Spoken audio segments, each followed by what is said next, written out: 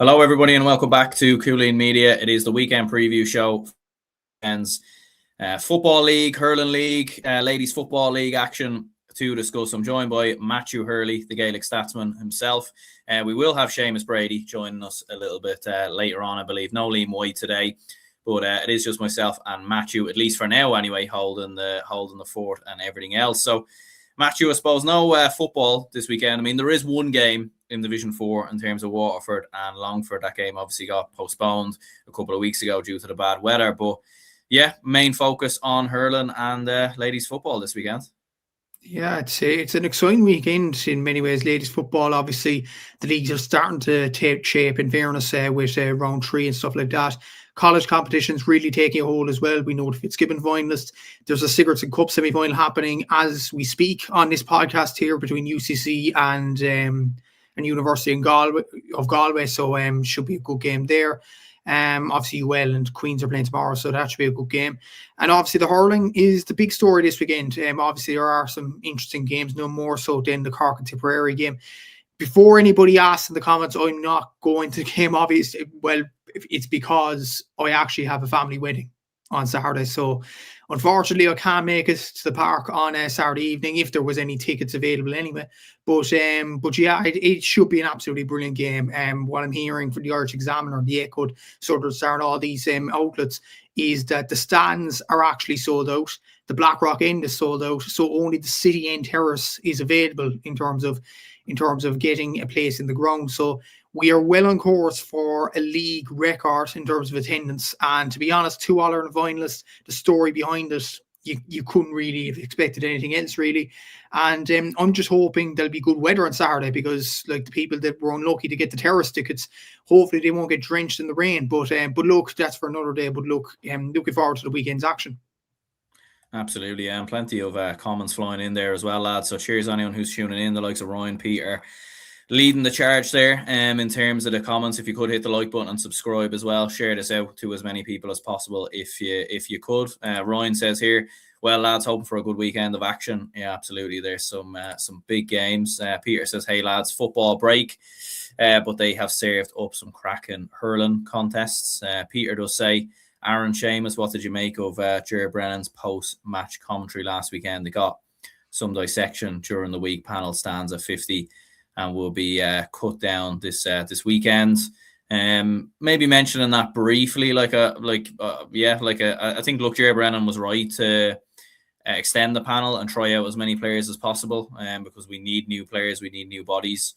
I know he has been talking about potentially cutting some of the older players. For me, I felt that was more like a kick up the backside for some of the older players in terms of, like, get your act together here. You've got some young players who've come in, like Luke Bretnock and Ethan Dunn and a few others who've looked really, really impressive, whereas some of the older players probably haven't. So, but look, we'll see what happens, obviously, and look, we will discuss that when it comes around to the football in next week. But look, we'll crack into the first game, and you mentioned there, Matthew, there really is no better place to start. Cork versus Tipperary, Saturday night, Páirc Uí Chaoimh, under the lights, repeat of the All-Ireland final from last year. The question I'll pose to you first of all, like, there is huge amount of anticipation and everything else into this game. Like, there's always been a rivalry between Cork and Tipperary, but I feel like there's been other rivalries that have taken more centre stage. Like, I feel like Cork have probably maybe felt more of a rivalry a little bit with Clare and Limerick maybe in recent seasons, and maybe vice versa, Limerick and Clare. Tipperary obviously haven't been at the forefront since 2019, and that season Cork, we're nowhere to be seen as well. So in terms of a rivalry, is Cork Tipperary now the biggest rivalry in hurling? I think it might be. Well, Cork and Limerick might have something to say about that, but in fairness, for Cork and Tips rivalry, it's one rivalry where, like, you see in football, you have a lot of supporters and maybe bantering each other, and it gets a bit ugly at times between Armagh and Tyrone, between Dublin and Kerry, between Cork and Kerry, and things like that. With this Cork and Tipperary rivalry, what I find is the fans respect each other more than anything. I actually think so. Look, Cork fans respect Tipperary hurling for what they've achieved in terms of winning their All-Irelands. Obviously, Tip, vice versa with Cork as well. So we do have respect for each other, in fairness. Obviously, the All-Ireland final, it was a bitter pill to swallow in many ways from a Cork point of view, scoring 2 points in the second half, we have only ourselves to blame, obviously. And Tip really taking a stranglehold in that second half performance, and they were absolutely superb in that game. But yeah, like the storyline behind this, obviously, it's going to be a league record in terms of attendance. There was a sending off in the last 2 games. I was chatting to one fella actually where I work over West along in West Cork, and he was saying that there will not be 30 men on the field by the 70th minute. That was his prediction over the weekend. And look, I think I wouldn't blame him in saying that, because when you look at the last 2 fixtures between the 2 counties, Darren McCarthy got a red card in the Munster Championship game, and obviously in the All-Irelands it was Owen Downey that received his marching orders. So, and considering Cork have more of this, I would say tough tackling approach as seen in the Galway game last week. A lot of people might have complained about it. A lot of people might have said Cork turned the corner. Look, it's good and bad in many ways, but I think this aggressive approach might lead to a red card this weekend. It could be for Cork, it could be for Tip. It's going to be very interesting to see that kind of element. And it'll be interesting to see actually from the throw-in what happens, because I remember actually I was just scrolling through games over the past week or so, and look at Limerick and Tip. And Tip, obviously, that was the start of their All-Ireland journey. And the Tip and Limerick players actually were in a full-out brawl before the ball was even thrown in. And it was the same in the Cork and Tip game, and obviously that's why Darren McCarthy got the red as well. I wouldn't be shocked if there is a bit of tussling before throwing. I really wouldn't. And look, it's healthy, it's a rivalry, and it'll get the crowd moving. I think it'll be an absolutely brilliant game on Saturday evening. It's great entertainment. I know the Six Nations is here this weekend, but I think this is what Gaelic Games needs. A game like this, a storyline like this, and I think it's going to be an absolute cracker on Saturday evening. I think Tip are in a good place, and Cork are in a good place as well. For a league game, I know it's February, Aaron, but I'm really looking forward to this clash. It should be absolutely brilliant. Absolutely, yeah, it definitely should be, and especially after everything that went into that All-Ireland final and everything else. Peter says, I can imagine Ben O'Connor sharpening the knives in the team meetings this week. And Peter also says Cork in the full cauldron of the park should be a grain of rice for the Rebels. And Ryan also says home advantage could be key. Do you think, like, especially with everything that happened, obviously in that All-Ireland final and everything else, and I suppose that I don't want to bring you too far back to it, Matthew, but obviously the collapse and everything else in the second half, like, do you think Cork, like, because we saw even with Donegal, Kerry, and even Killian, the football genius, made the good points on the show on Sunday in terms of when there is a repeat of the All-Ireland final in the league, it's usually the team who actually loses the All-Ireland final who comes out and wins the league meeting because they've so much to prove. Would you say that's kind of something similar with Cork? And I suppose not just the football final in Donegal against Kerry. Obviously, we had Meath against Dublin, the bank holiday in the LGFA too. So there is that kind of vengeance for the All-Ireland losers, and especially the story behind Cork's kind of collapse in the final. And obviously, there was the rumours and stuff like that, which I hope has been put to bed now that those were rubbish. Just put them to bed, and that let that be the end of it. But how the collapse happened in the second half, because only scoring 2 points, the way we were so predictable in putting the ball up down the flank, Tipperary were just cleaning us up. Obviously with the sweeper system, Ronan Maher and Brian O'Mara were absolutely having a field day for Tipperary that day. So it hurts. It hurts from a Cork point of view. And Ben O'Connor I know Ben O'Connor wasn't the manager at the time, it was Pat Ryan, of course, but Ben will feel a sense of hurt as well, because what I've noticed about Ben, he is Cork hurling through and through.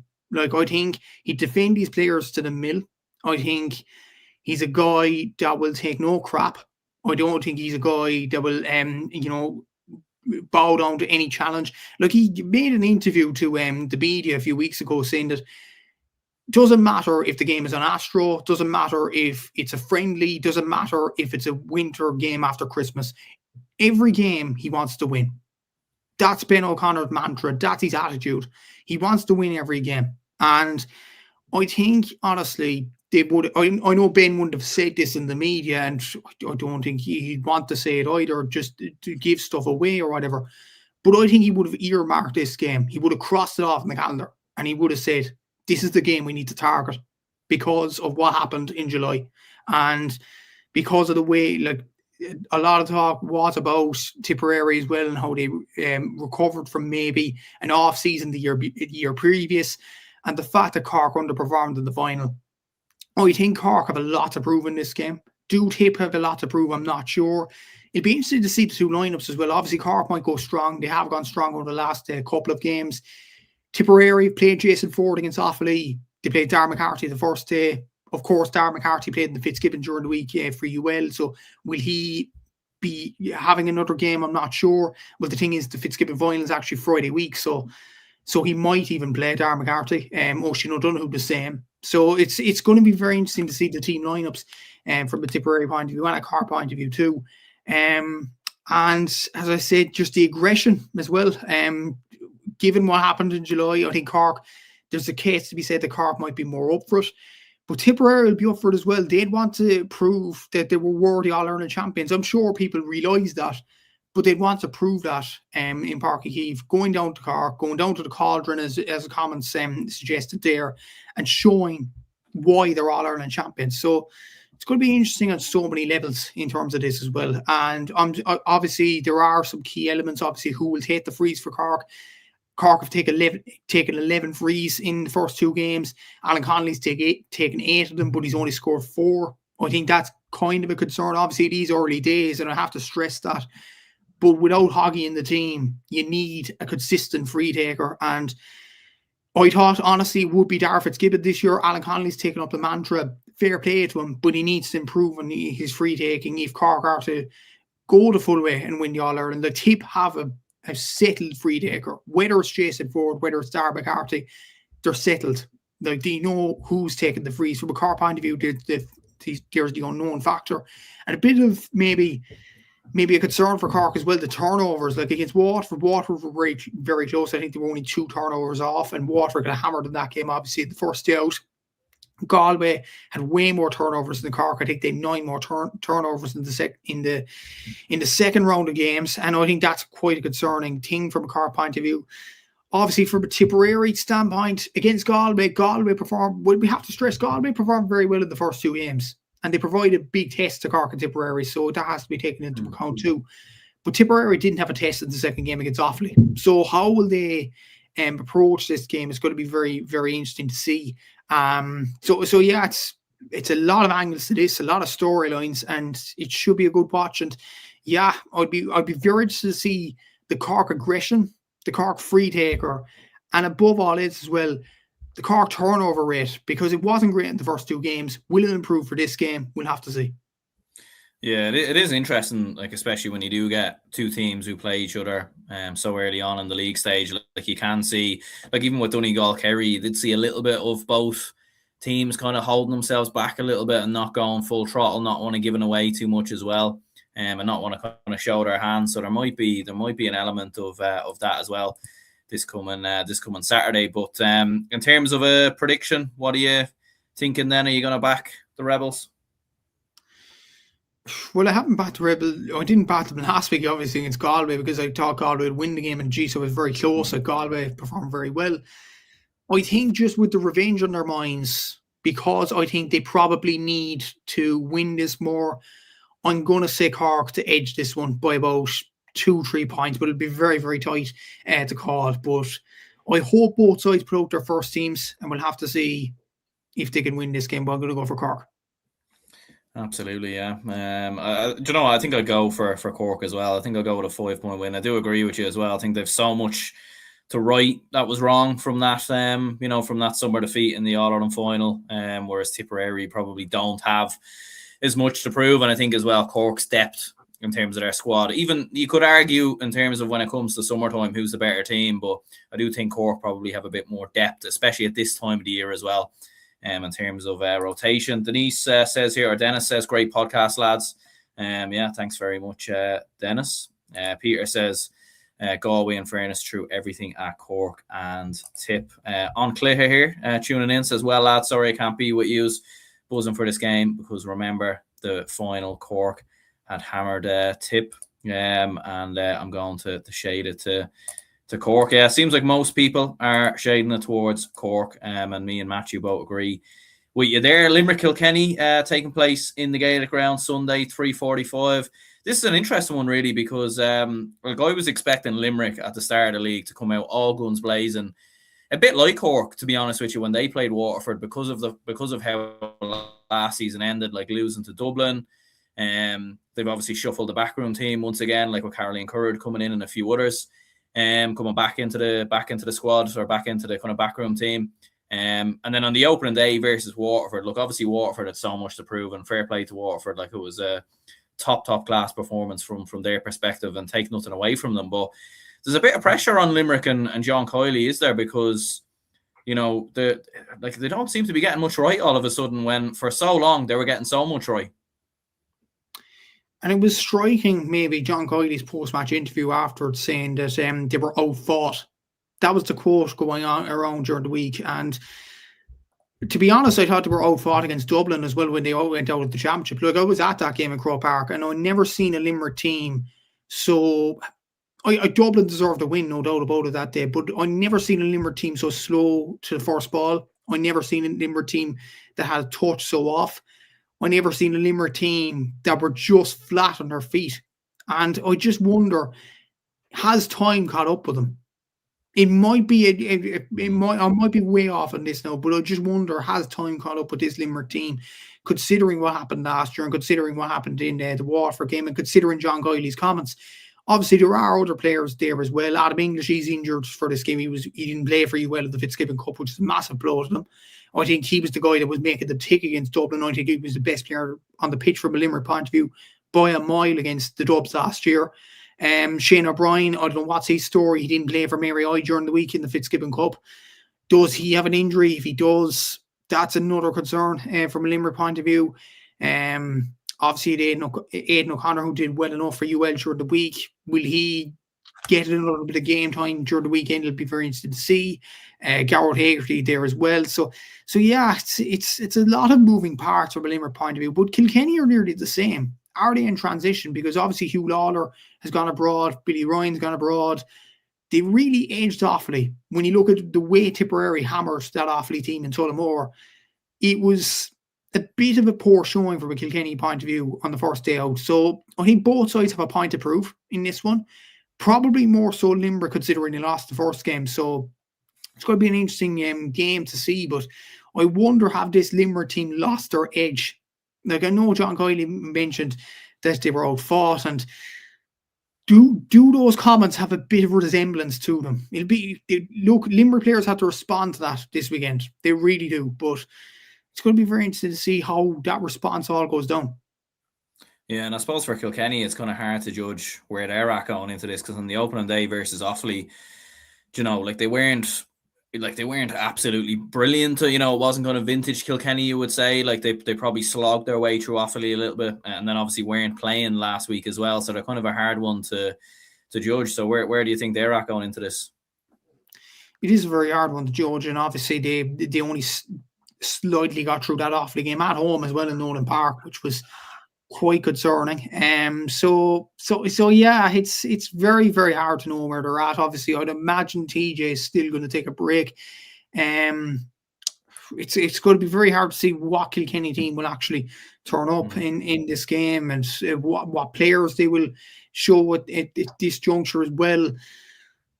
Do they care much about the league? But the thing is, like, it's the same as Kerry maybe in the football to a certain extent, that Kilkenny are not going to get as big a test in Leinster as, say, Tipperary, Cork, Limerick are, and Munster and Clare are going to get in Munster.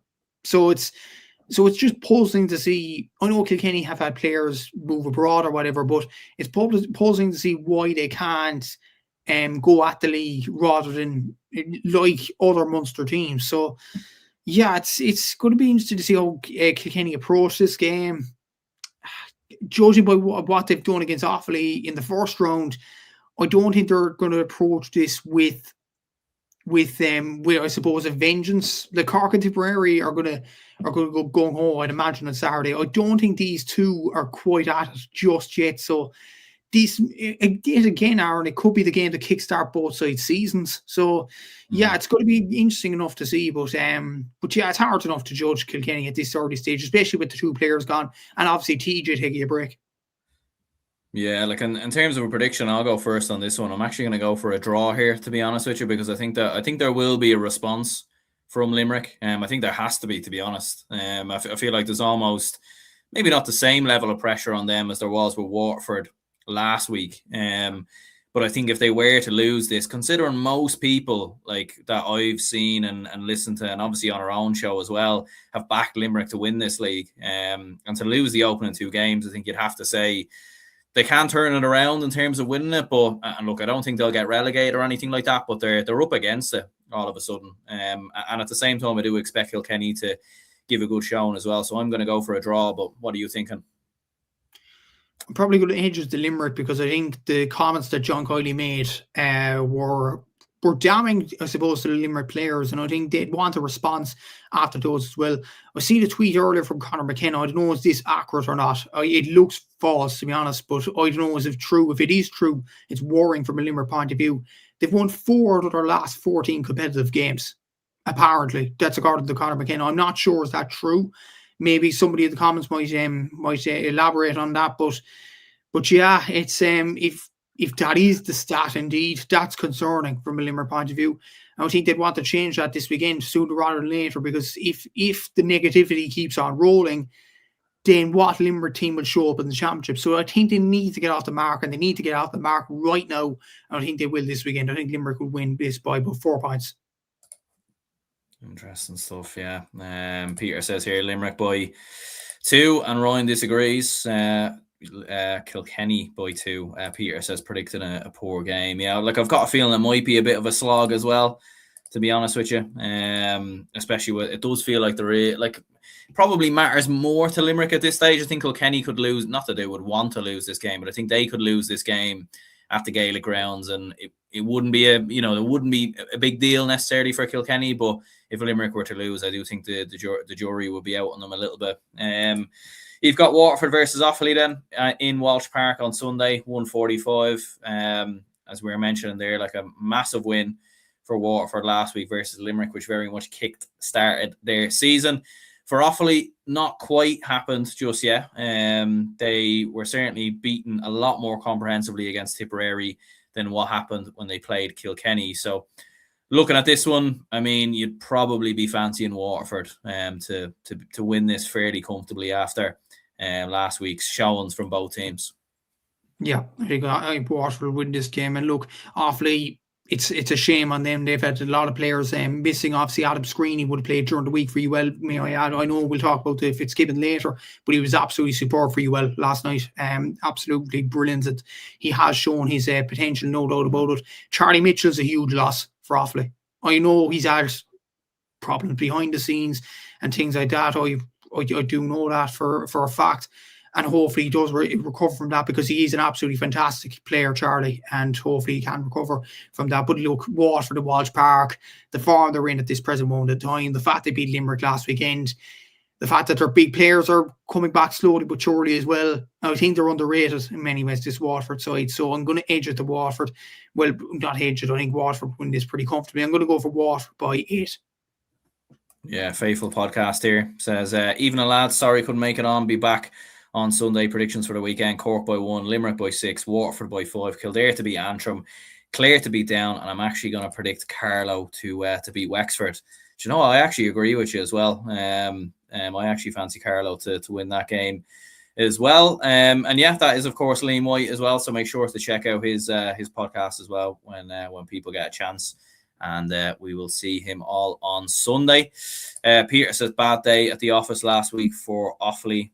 They are struggling badly, says Peter here as well. Peter also says, I heard Charlie Mitchell might be in real bother. Best wishes to him. Yeah, I think everyone here at Cúilín Media sends our regards and wishes for Charlie Mitchell to make a speedy recovery in regards to that. Ryan says, can see nothing but a Waterford win. Waterford by 9, says Ryan, whereas Peter says Waterford by 10. Yeah, I think I agree as well. I think it will be a fairly comfortable win for Waterford, in all honesty there. We were mentioning Wexford versus Carlow, and we'll move on to Division 1B. Liam reckons Carlow might get over the line. I reckon Carlow might get over the line as well. But would you be agreeing with the shock, or do you think it will go to plan and Wexford will make it 3 wins from 3? It's a shame we don't have the team sheets right now, Arm, because I would give you a prediction that I would be sure about if the Wexford team was released by now. But I don't know, has it been released? Have the main players come back in there? Obviously, the first 2 games against Antrim and against Down, they were very, very lucky to get over the line. And 2 sides, Antrim and Down, I think will struggle in Division 1B as well. So from Wexford point of view, they've won the both games, but very, very unconvincing. And I wouldn't be too positive about the Wexford performances in the first 2 games. But having said that, you look at Wexford's team. Lee Sheen wasn't there. Jack O'Connor wasn't there. Plenty of other players. Obviously, Rory Connor's taken the year out, so that's a huge miss for them. It was mostly youngsters. The likes of Simon Roach. Would Simon Roach be a youngster? Well, he'd be a player on the fringes anyway. He was taking the freeze. You've the likes of Jack Redmond and all these players. They're exciting players, but these players haven't played together much before this year. And you have to take that into account as well. You might say just without looking at those teams that was a disgraceful performance from Wexford point of view, but you have to go in deep and look at those facts as well. If they play, look, I'll do an ultimatum. If they play their big players, if they play their big players and play them out on the pitch for the first time this weekend, I think Wexford will win this game. But if they play the same team that they've done over the last 2 weeks, I'm going to say Carlow. Look, it's that kind of thing, but yeah, it's going to be a tight game either way. Carlow are a decent side themselves. Marty Kavanagh, obviously Chris Nolan, like they have some fantastic players, individual quality there as well, and they will give bloody Wexford's nose. There's no doubt about that. But I honestly think for a prediction, Aaron, it depends what team Wexford puts out. Genuinely, that's my onus on that game. Yeah, like I suppose it's one like it for me. Like there's 2 reasons. I think the first reason is as you said, with Wexford, they've looked very sluggish so far. Like don't get me wrong, they've won 2 games, so they'll absolutely take it. They obviously have been missing players. There's no question in regards to that. But also as well, when you look at Carlow, like they have been building very, very nicely over the last kind of couple of seasons, and like we all remember the draw with Kilkenny in Leinster a couple of years ago. They were obviously unlucky in some ways in the Joe McDonagh in terms of how everything kind of went last year. But with players like Chris Nolan and Marty Kavanagh, like they're very, very dangerous. And I feel like they've been knocking on the door of a big scalp in a while. And look, would this be as big of a scalp maybe as what, as maybe beating a Kilkenny or a Galway? Absolutely not. But you do feel like Carlow have been building a little bit towards a bit of a potential shock. Yeah, maybe so. And they have been doing well over the last few years with the Joe McDonagh Cup, and I thought they were very unlucky last year, obviously, like, losing to Kildare and drawing with a last-minute goal by James Duggan to Laois. That was a real kick in the teeth from Carlow's point of view. And as well as that, they were close enough to promotion last year as well. That there was one stage of the season where they were a win against Dublin, I'm sure, away from being in the top 2, I think it was. Obviously, they lost that game in part, but they were very competitive in that game, in fairness. So yeah, I think Carlow, there's a lot of positivity in fairness, and they have shown it over the last few seasons. But yeah, it honestly depends what team Wexford puts out. If they put out a weakened side, which they've done over the last 2 games, they'll lose this one.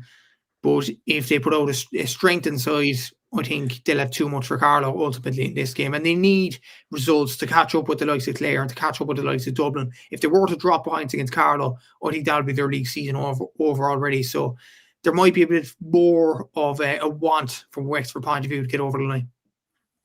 Yeah, Ryan says Wexford just about scrapping through the division.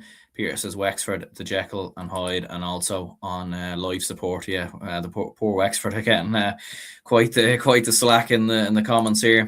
Peter says gonna go for Carlow rising by 2, and Ryan also says here Carlow footballers and hurlers on the rise. Yeah, it's been a very, very good start for Carlow in both codes. To be fair, good time to be a Carlow supporter for sure. So I'm going with a Carlow win. Matthew is going, you're going with a Wexford win, kind of, until you see the team? Yeah, exactly.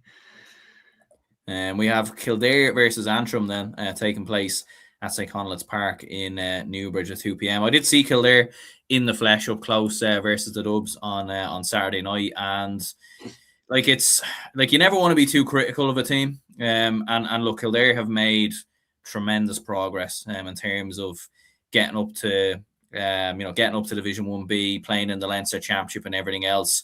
Look, it's one game and it's a small sample size. It's the first time I've seen the Kildare hurlers up close. But it was one of the most comfortable wins I've probably ever seen from the Dublin hurlers, to be honest. It was so comfortable from start to finish. Never really felt like a contest as well. And to be honest, it felt like maybe Kildare were actually holding themselves in reserve for this game, to be honest with you. That was kind of my thinking in regards to it, because like it's a huge game. You do feel like for either one of these two, if they do want to avoid relegation, and some of us have backed both of these to potentially go down. But if Kildare do have any chance of surviving, and maybe even Antrim as well, you feel like a win here is crucial. Yeah, it's a crucial game for both sides. And what you were saying there about them probably saving themselves, Kildare, for this game, I think will play to their advantage. I think Kildare will win it. And I think, to be honest, I think Davy will have some qualm about the referee as well by the end of it. Look, I think Antrim are a side that have been struggling over the past year or so. I can't remember the last time they won a competitive game. I know people say they got close to Wexford. There was a nice few touches against Clare. The bottom line is they haven't won a game since, I think, the league last year, competitively. That's a worry. And that's not a good vein of form to go into when you need to win this sort of game to save your season. From a Kildare point of view, yes, the game against Dublin, but they are going into this with a lot of confidence after winning the Joe McDonagh Cup last year, after getting to the final of Division 2 last season. I think Brian Dowling's doing a superb job there as well. A concern for them, obviously, was the overline to Jack Sheridan in the last game. He got 9 points out of possible 11. That probably needs to be spread out a lot more. And I think it will be in this game. Their home comforts now in Newbridge. I think they'll be used to the pitch as well. I think Kildare will win this by 3. Yeah, I'm going to go with Antrim narrowly by 1. I think Antrim might just sneak it at the end or something of that nature. It might be one of these games where Kildare probably play the better, have the better chances. Maybe there's an unlucky referee decision along the way as well. Peter was saying, 2 points from play in 70 plus minutes. Yeah, definitely not a great show. But look, at the same time, it is important to mention the progress that Kildare have made. In fairness, Peter does say Davy Qualter is a huge loss for us. More Davy Fitz shit talk, says Ryan. Yeah, potentially so. Antrim footballers and hurlers are in free for all. Yeah, they're kind of like the opposite, really, of Carlow there. But yeah, I'm going to go with Antrim narrowly, I think, to come through. But what I would say is I would love to see Kildare do. I certainly will be supporting them this coming Sunday. Then you've got Clare versus Down. I feel like this feels like one of the most, like you could argue a shock in Wexford versus Carlow or anything like that. But yeah, I think we have to back Clare to win this, surely. Someone's having a problem with the stadium name for Clare. I see that Zimmer Boymet's not on the banner, but yeah. Look, I'm not taking the blame for that. But we've had enough of Zimmer Boymet, to be honest. But yeah, Clare should win this game. Look, Down did very well against Wexford last weekend to score 25 points. Pierce up McCrickard was brilliant. But let's be honest, Aaron, we could banter Clare all you like in being down in Division 1B, but the reality is they're far better than Down. Clare are All-Ireland contenders. I know a lot of people will say that's bad considering they only finished in the Munster Championship last year, but considering the players that have that they have at their disposal, the likes of the Shane O'Donnells, the Tony Kellys, the Shane Meehan, who has really done well in the league over the past few weeks, and more as well. Obviously, Jack O'Neill, I don't know, will he play any part? He did very well for UL during the week. Mark Rogers, they have exceptional players, and they have much better players than the calibre that Down have. Down or a lower level Joe McDonagh Cup team. They're trying to make strides of their own, but unfortunately, and away from home as well in Zimmer Boymet, it's a step too far. Unfortunately, I think Clare will win this.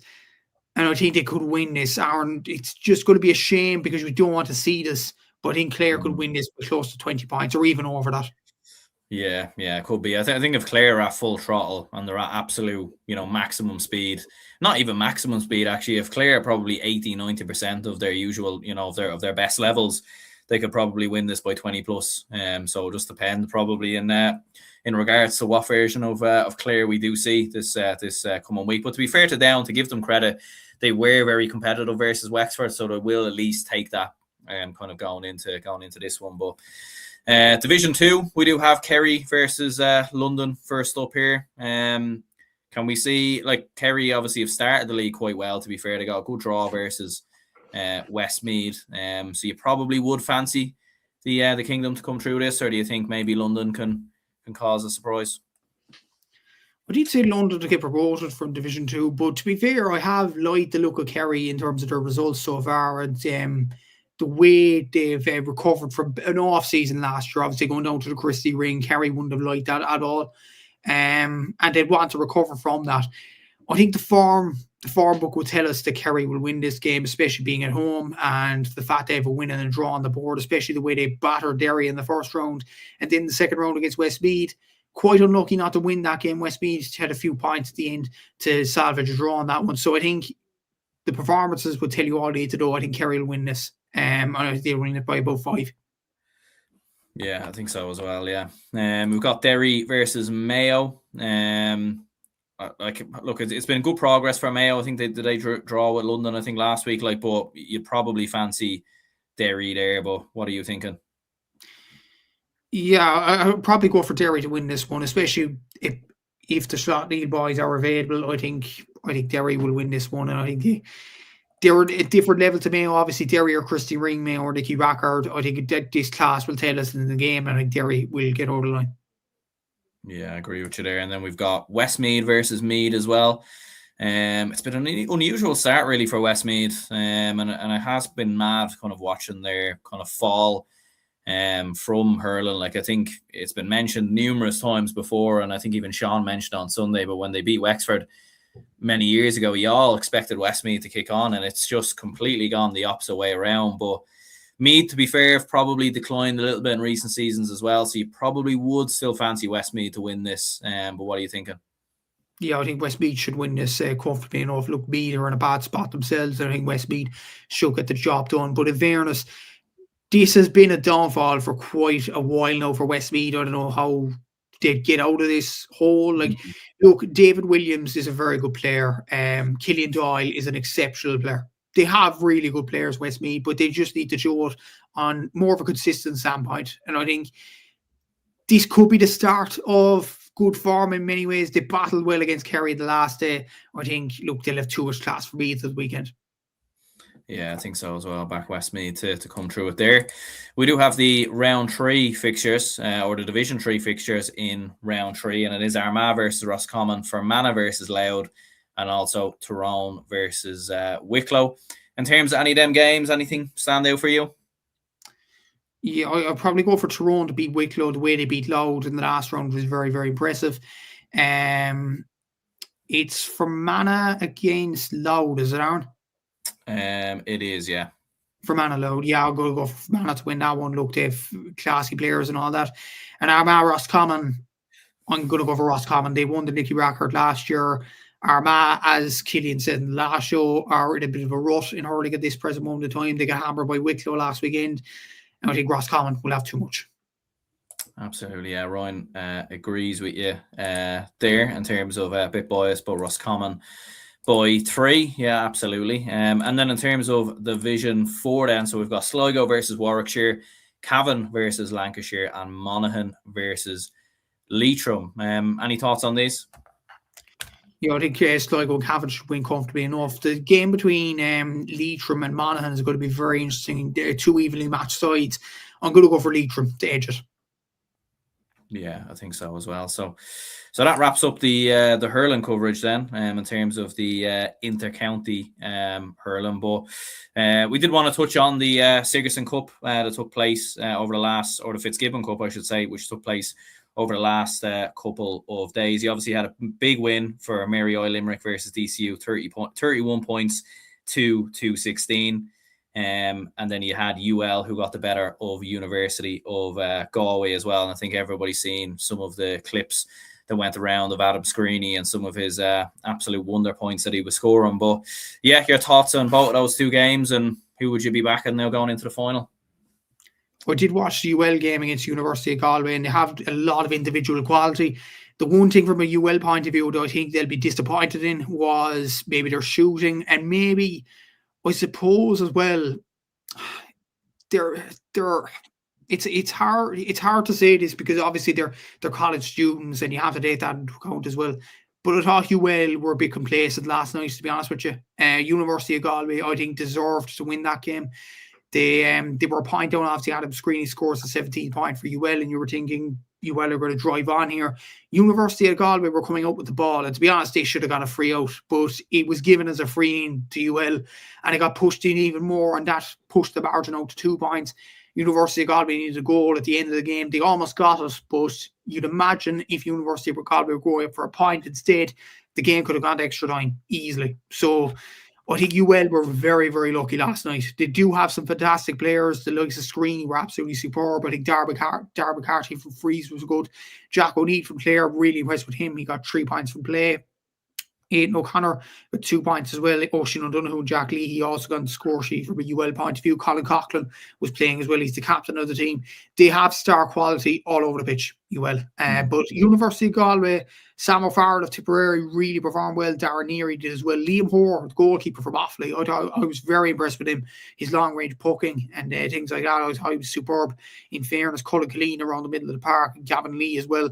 Very impressed with some of the University of Galway players. But ultimately, it is a Limerick derby in the final. Mary I Limerick getting over the line, obviously, after extra time. But worth noting from a Mary I point of view, Adam Hogan of Clare and Shane O'Brien of Limerick weren't starting for Mary I last night for one reason or another. I'm not exactly sure what was the situations there. But to win the game and to score 31 points without the services of those two lads deserves a lot of credit. Shane Walsh, not the Shane Walsh of Galway, the Shane Walsh, who's Tommy Walsh and Grace Walsh's brother, actually, from Kilkenny. He got 13 points in this one for Mary I Limerick. Keane Scully got 6 points. Adam Daly got 4 points. So stand-up performers from the Mary I point of view there. And I'd give Mary I a lot in terms of a chance in the final on Friday week. The finals at 7:35 on Friday the 13th in Croke Park, which should be brilliant for both colleges. And I hope that a lot of buses will go up from Limerick to go to Croke Park, and it'll be just a brilliant day out. And what Seamus was talking about in the last few weeks or so about college competitions and having a college GA week, I think we're getting close to that now with 2 Croke Park games in finals in Sigerson and Fitzgibbon. I think it's absolutely brilliant. They deserve a lot of credit to higher education for getting that organised. But the last 2 finals between Mary I and UL, actually, a weird stat, I actually looked it up last night. Mary I have won both. So they have that advantage. I think they have probably more of an onus on UL to win the finals. I think UL, the thing is, UL have a lot of quality, but they need to prove it on a consistent standpoint that they need to prove it by performing as a team. That's the thing from a UL point of view. Whereas Mary I think, are a close-knit bunch. They're a brilliant group as well. And as well as that, they're a small enough college, Mary I. They are. They're very tight-knit. The players would know each other in terms of like the accommodation would be very, very close around that area of near Duradoyle and Limerick. It'd be very, very close. Whereas UL is a huge college. Absolutely huge. And the players would be kind of spread out wherever they would be. I think that will play an advantage to Mary I going to the final. I think UL, with the quality that they have, surely they win the final. But then again, considering their team chemistry, I wouldn't be shocked if Mary I pull it off. Yeah, absolutely. Especially after such a convincing win versus DCU as well. Like, it was fairly dominant. In fairness, Peter was saying here, don't forget, lads, Grace Walsh's Lake Regale profile is on tonight. As well, so good timing in regards to mentioning that. First time at Fitzgibbon final in Croker since the 80s, and the Sigerson as well. So yeah, I think that shows the growth of both competitions. Is the Sigerson and Fitzgibbon a double header next Friday then? Is it, or is it separate days? It's no. The Sigerson is on Wednesday evening and the Fitzgibbon is on Friday. So good week of entertainment. Interesting. Yeah. That's That's good, to be fair. And Peter was also saying, is Podge Collins the Mary I manager? It's Jamie Wall. That's the main manager. And Podge Collins is kind of the coach there as well. There we go. Yeah, we'll definitely be keeping an eye in regards to both of those finals. And there is obviously some Sigerson Cup action on at the moment as well. So we won't go into that in too much detail without any results being done and dusted. But in terms of the Harty Cup, we did have Nina CBS, who beat St. Flannan's College Ennis in the 2026 final a couple of days ago as well. So massive result there for Nina CBS, and you've obviously put some scores and everything else up on your own Instagram as well, so make sure to check that out. But yeah, any thoughts or what were your opinions in regards to that? Yeah, it was an interesting campaign for Nina CBS in many ways, because it was their second Harty Cup win in 3 seasons, and congratulations all involved. Owen Dowan, I think is how you pronounce your name. I might have butchered that now, but he was a star of the campaign for Nina CBS, so I thought he was absolutely superb in this campaign. He actually ended up as the top scorer with 4 goals and 63 points in the competition, 3 goals and 21 coming from play as well. And just for context as well, the Nina CBS top scorer in their last Harty Cup win in 2024 was none other than Dar McCarthy, the Tipperary brilliant performer in the All-Ireland final last year. And 2 years later, it's this guy, Owen Dowan. So possibly a star for the future. We'll have to see it over the next few weeks or so. Like, he is a very, very talented player in many ways, and you had some brilliant scores in that final as well, the likes of Austin Duff, Joe Dwyer, Patrick Hassett. So really well won from a Nina CBS point of view. From St. Flannan's, Harry Doherty was very good. Darbat Nabara proved to be a very good player, scoring for play as well. So look, they have a lot of potential, and they probably will do well with Clare underage teams in the next few years.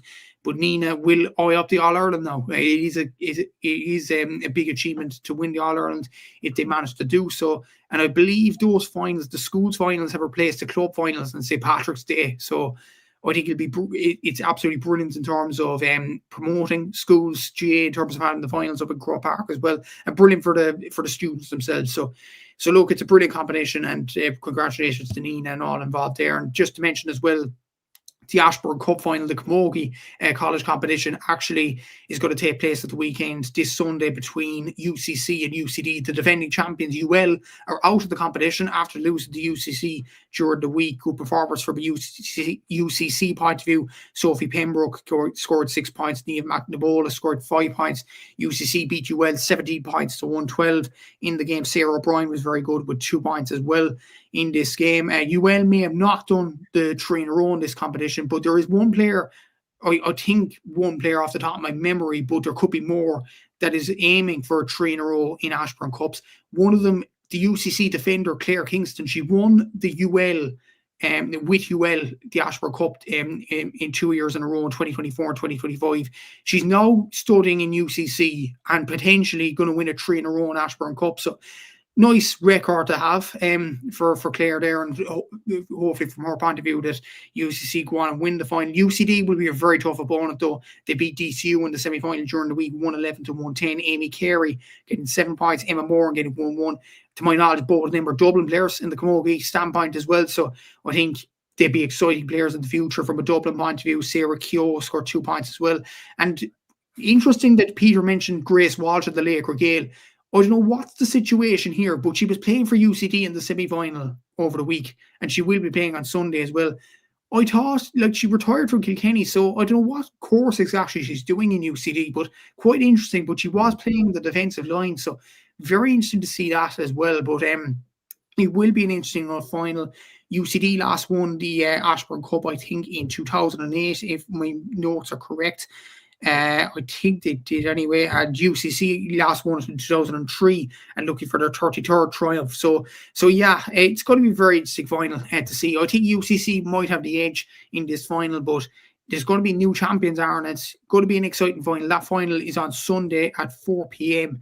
in DCU, as far as I know. So a very good game, I'm sure, to watch on Sunday. Yeah, absolutely. It is a great time of the year. There's so much happening between the the college competitions, you have the inter-county as well. Like there is so much happening, and it's brilliant to be covering it, to be fair. We'll move on then to the Ladies Football League, and we will discuss first of all Waterford versus Dublin, first of all, taking place on Saturday, 2:45. It's been an unusual start for Dublin, beaten quite comfortably versus Meath, beaten quite comfortably versus Kerry as well. Did watch the game on Monday as well, and it was a very flat performance by Dublin, it must be said. Look, we are missing players, and we are waiting on some players to come back. Like that does obviously have to be mentioned and factor in. But look, the story has to belong to Waterford as well, because after beating Kerry, like they'll absolutely be fancying their chances. And geez, that'd be some going in the space of a week if Waterford can take out both Kerry and Dublin. Like what a weekend that could be for Waterford football. Not only that, Aaron, in round one, they absolutely hammered Armagh as well. This Waterford team is coming. I think I predicted them to finish third on the Cúilín Media predictions video. To be fair to Liam, he did predict Waterford to be in the league final. I'm starting to agree with him slowly but surely. This Waterford team is full of stars, and they're starting to realise their potential right now. Chloe Fennell's been brilliant over the last few weeks. I think Breed McMaw was superb against Kerry, scoring 1-4 from play.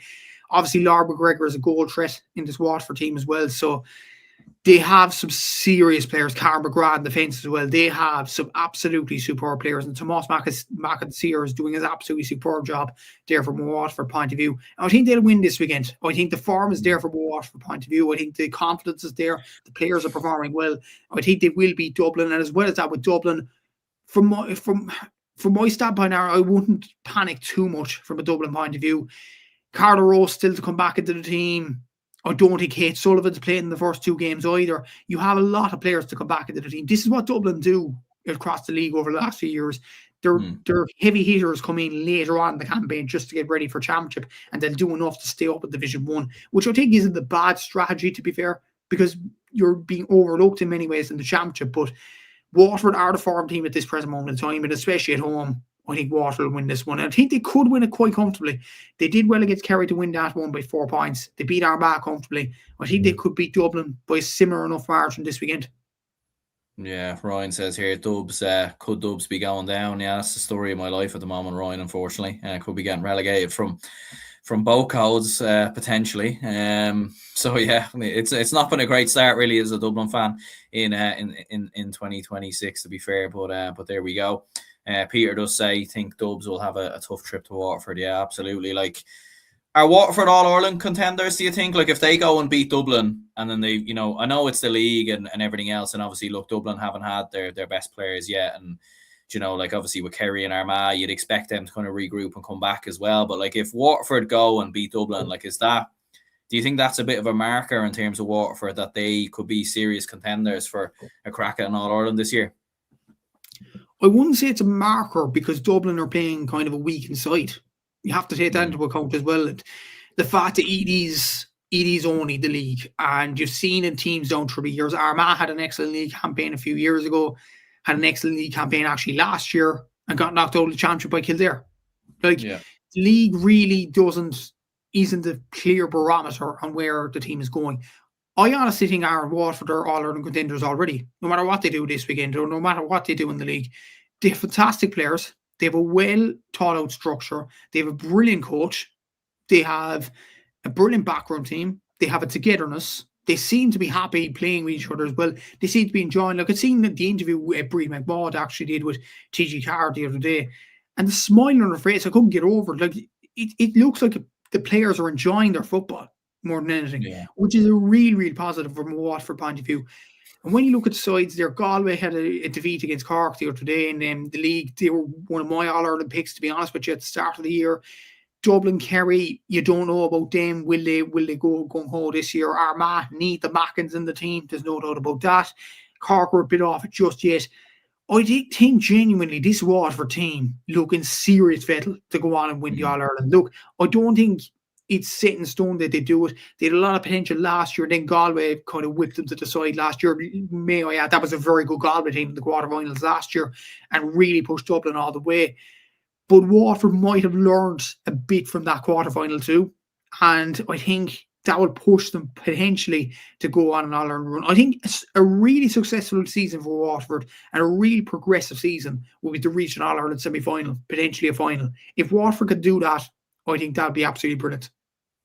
Yeah, absolutely. Like, and you're backing Waterford to win this game. Like, I don't want to back it, but I think, to be fair, with the players that Dublin are missing and how good Waterford have looked, I think it does. I think it will be a defeat, to be honest. But what are you're backing Waterford as well? Yeah, I think Waterford will win, given the form that they are on at this present moment in time. And we have Armagh versus Cork as well. Big win for Cork last week, versus Galway. Surprise win, probably in more ways than one, given a lot of people back in Galway to go and win the All-Ireland this year. Armagh have been inconsistent as well. You mentioned their opening weekend defeat as well. So what are we thinking here? Yeah, Armagh had a confidence-boosting win against Kildare last week as well. And from what I'm hearing, the Mackins were actually back to the team, Amy and Blaheen. And if Armagh could get Amy on the ball, and if she's fit enough, my God, she'll rip any defence apart. She is. And I know a lot of people would argue that Armagh are downgrading a small and things like that. I still hold this, and I will hold it for a long time. Amy Mackin, in my eyes, is the best LGFA player in the country right now. She's what David Clifford is in men's football.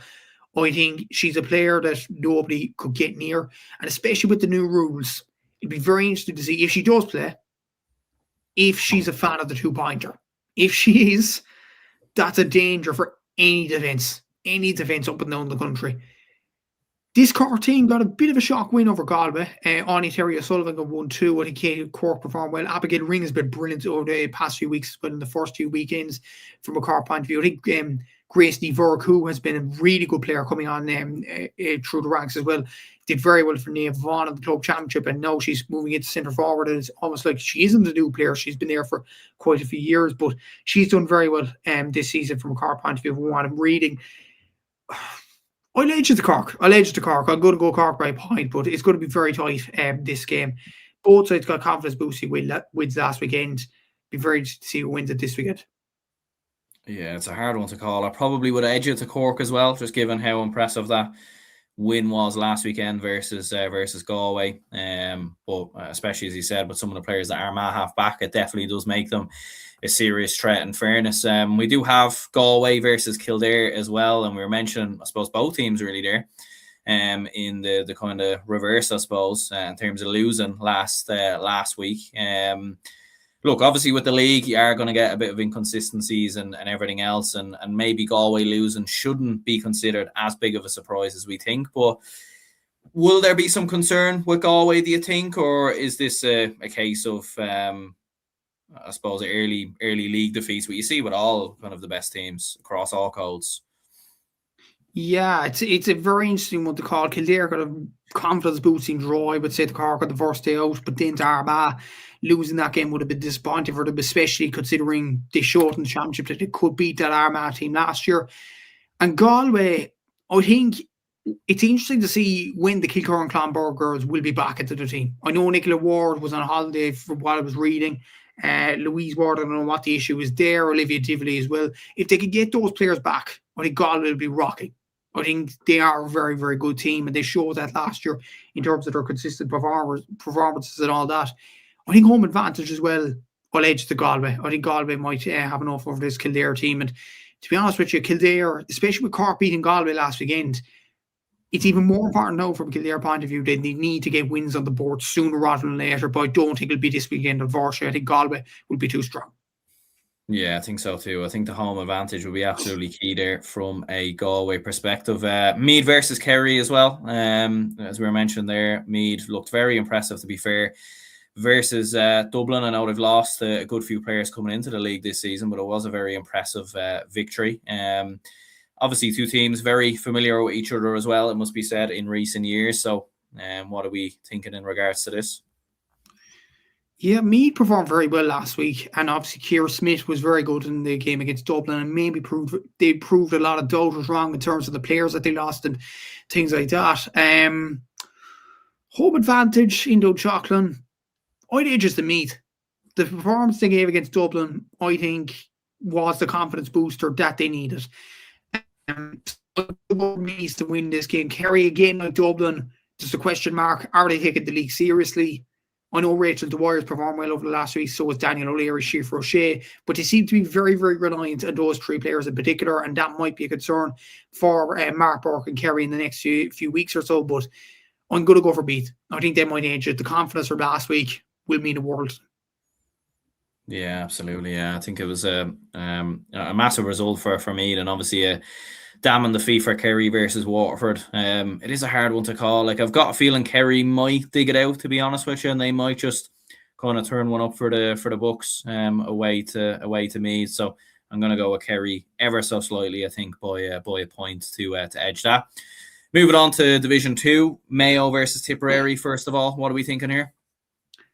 Yeah, Tip got a bit of a shock last weekend to lose the Cavan at home. So with Mayo hammering Wexford, the confidence they got from that game, Sinead Walsh, no doubt in very good form. I think Mayo will have too much for this Tipperary team at the weekend. Agreed, yeah. And then we also have Tyrone versus Donegal. Tyrone, obviously one of the favourites for this division. They've been backed by, I think, all of us really in terms of this division. Obviously Donegal rivals and everything else, and two teams that do know each other quite well, to be fair. So will he be back in Tyrone to get it, or do you think Donegal might be able to turn one up for the Bucks here? I think Tyrone will be much too strong for Donegal. Look, Donegal had a good win last weekend against Monaghan, but at the same time, this is a Donegal team probably on decline over the last years in terms of retirements, in terms of players stepping away and things like that. Obviously, no fault of their own, but that is a big. There were some big blows over the last 2 years from a Donegal point of view, whereas Tyrone are building a nice squad there together. So I'm going to go Tyrone. I think, to be honest, Aaron, I think it'll be comfortable. Yeah, I think so too. I think Tyrone have looked very, very strong so far at the start of the league, and I agree with you there. I think they'll be far too strong for Donegal in terms of this one. We do have Cavan versus Wexford as well in Division 2. What's your prediction here? Yeah, it's I'm gonna go for Cavan. Wexford, they don't seem to be up at the level of Division 2, considering like both these teams were promoted for Division 3 last year, and they produced an exciting league final last year, which Cavan came up on top of. The win against Tipperary last weekend will give Cavan a lot of confidence, and I think they'll beat Wexford this weekend. Yeah, we've got Monaghan versus Westmeath to finish up Division 2. This should be an interesting one as well, in fairness. Yeah, and considering the thing is, like, Monaghan or Westmeath scored 6 goals against Tyrone last week and still lost, which was nuts. I've never seen a score like that. They scored 6 goals and 6 points and still lost the game. How lucky can you get? I know Anna Jones was superb in that game, and Sarah Dillon has been very good for Westmeath over the last few seasons. Surely they get a win this weekend. I think they'll beat Monaghan. Yeah, is that a record maybe for a team to have scored 6 goals and lost? I'm not too sure if that's ever happened before. It has to be a record, surely. I can't remember a team. It's at senior level anyway, adult level, scoring 6 goals and losing again. I never heard it in my life. I know there was a game, I think, with the down 20s, I think, with Martin Poland involved, because I remember when I interviewed him, I think they scored something like 5 goals and 4 points or something like that in a game and lost, I think. But yeah, it does feel like certainly a bit of a record there, in fairness. Ryan says Westmeath by 5. Westmeath are a goal machine. Absolutely, they are. Scored 4 goals in the semis last year and still lost. Yeah, I mean, if they could put a few points over the bar, they might be a serious team, in fairness. But look, moving on to Division 3 games, and we'll move a little bit quicker with these ones. But we do have Clare versus Down, first of all, and then we also have Limerick versus Laois. So in terms of both of those two games, what are we thinking? I'd say Down will beat Clare, and I'm going to go for Laois to beat Limerick. Laois are en route for promotion, in my opinion. Yeah, we do also then have Louth versus Fermanagh and Roscommon taking on Antrim as well. 2 big games here. What are we thinking? I think Fermanagh will beat Louth. Louth have had a good start, but Fermanagh have some very good players, the likes of Brenda Bannon, who have been playing over the last few weeks, and I think they'll be enough for Fermanagh, the individual quality, and I'm going to say Roscommon will beat Antrim. Yeah, and then the last game of the weekend, a bit of a lonely game, it must be said, in the National Football League, Waterford versus Longford. It was obviously refixed from week one. I actually think Waterford are going to win this game. Like, they looked very good against Leitrim. I didn't see them necessarily now, but like from looking on Score BO, like they scored 2-8 and they were actually very competitive against one of the teams you would have expected to be battling for promotion. And Longford, on the flip side, looked very like beaten comfortably by London. We both backed that as well. We both predicted that, to be fair. So maybe not a surprise, but it does feel like it's, if there was ever a weekend for Waterford to win a game in Division 4 this weekend, you feel like this is it. Yeah, I agree. I'm going to go for Waterford to win this one. I know they've had batterings over the last few years, not over the last few weeks. It's been a long time from a Waterford point of view. But Longford football seems to be at a sticky stage at this present moment in time. Losing to London was a massive blow to them at home. The worst thing about it was we actually predicted London to win the game against Longford. It was almost like we don't have any faith in this Longford team anymore. And it's just, I remember Longford teams that were very, very competitive, and this team is just not competitive anymore. And it's just very unfortunate to see Waterford having home advantage. I think that will push them over the line. Waterford to win this by about 4 points. Yeah, I agree with you there. And I think Ryan agrees as well. It says Waterford would have surprised Waterford by 4. No more prime Barcelona in Longford. Yeah, I think those days are long gone now. I think for the Longford Army and the Ultras and everything else. But yeah, look, that pretty much wraps it up, I think, in regards to all the weekend's action. Cheers, Matthew, very much for well, not for joining me. I nearly fell into old habits there, but for coming on the for coming on the show and everything else. And we will be back obviously on Sunday with Liam and Seamus, hopefully to join us as well. We'll be reviewing the hurling action, the ladies football action as well. So do stay tuned for that. Hit the like button, subscribe if you could, and we'll speak to you all again soon. Follow your instinct, baby. Follow your instinct.